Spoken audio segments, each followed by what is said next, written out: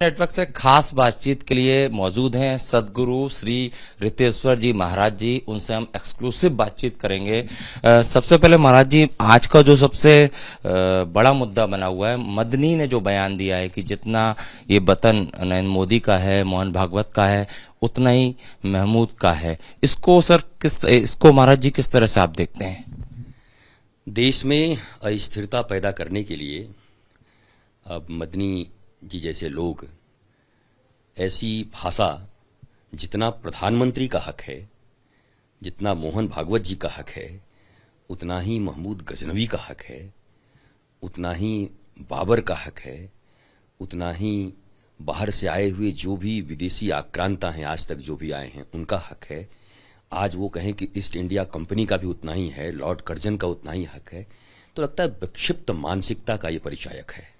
यह राष्ट्र सार्वभौम संप्रभु राष्ट्र है और इस राष्ट्र में 1947 के बाद अब कम से कम स्वतंत्रता तो मिल गई है, लेकिन मानसिक रूप से ऐसे कुछ गुलाम लोग जो गुलामियत के समय में ही और धर्मांधता के कारण भारत जैसे सनातन संस्कृति से ओत-प्रोत राष्ट्र को आक्रांताओं के द्वारा यहाँ की लाखों करोड़ों महिलाओं के, जिन्होंने इज्जत को लूटा, जिन्होंने भारत की प्राचीन संस्कृति को मिटाया, जिन्होंने ग्रंथ जलाए, जिन्होंने कत्ले आम किए, इनके भी 10 पूर्वज पहले ये भी हिंदू थे और हिंदू से ही ये बने हैं कन्वर्टेड।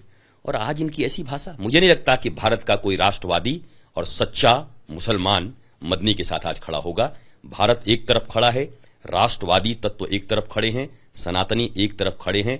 ऐसे चंद मुट्ठी भर लोग जो भारत में अस्थिरता पैदा करना चाहते हैं, हमारी सामाजिक समरसता को मिटाना चाहते हैं, इनको मुंहतोड़ जवाब यहाँ की जनता देगी। महाराज जी, धीरेन्द्र कृष्ण शास्त्री हैं, बागेश्वर धाम के महाराज हैं। वो एक तो काफी चर्चाओं में लोग उन्हें काफी सुनना चाह रहे हैं और उन्होंने ये मांग की है कि हिंदू राष्ट्र की मांग की, और बाकी कई और धर्मगुरु हैं वो भी इस चीज का समर्थन करते हैं। आप सदगुरु महाराज हैं, आपकी क्या राय है हिंदू राष्ट्र को लेकर?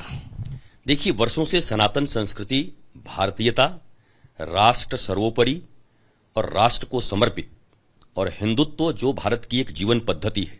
सुप्रीम कोर्ट ने माना है कि हिंदुत्व भारत की जीवन पद्धति है।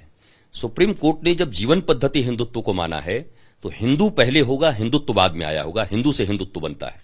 तो सुप्रीम कोर्ट भी इस बात को स्वीकार करती है कि भारत में प्रत्येक रहने वाले व्यक्ति हिंदू ही हैं।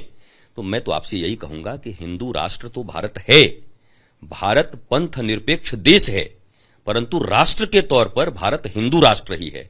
और संविधान की बहुत सारी प्रिंसिपल डायरेक्टरीज में दी गई जो भी आगे लागू करने के विचार थे, उनको अभी रोक के रखा गया है।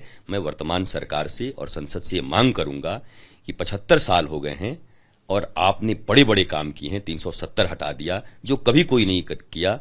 वो कुछ जो संविधान ने प्रारूप रखा था कि इन्हों इतने इतने वर्षों के अंतराल में इनको लागू करते रहेंगे, अगर ठीक ठीक वो लागू कर दिया गया तो भारत हिंदू राष्ट्र ही है।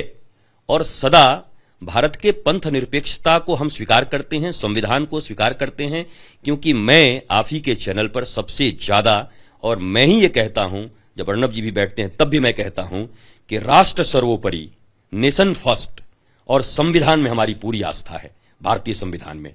तो हम भारतीय संविधान को मानते हैं, हिंदुत्व जीवन पद्धति है, इसलिए हिंदू राष्ट्र है ये।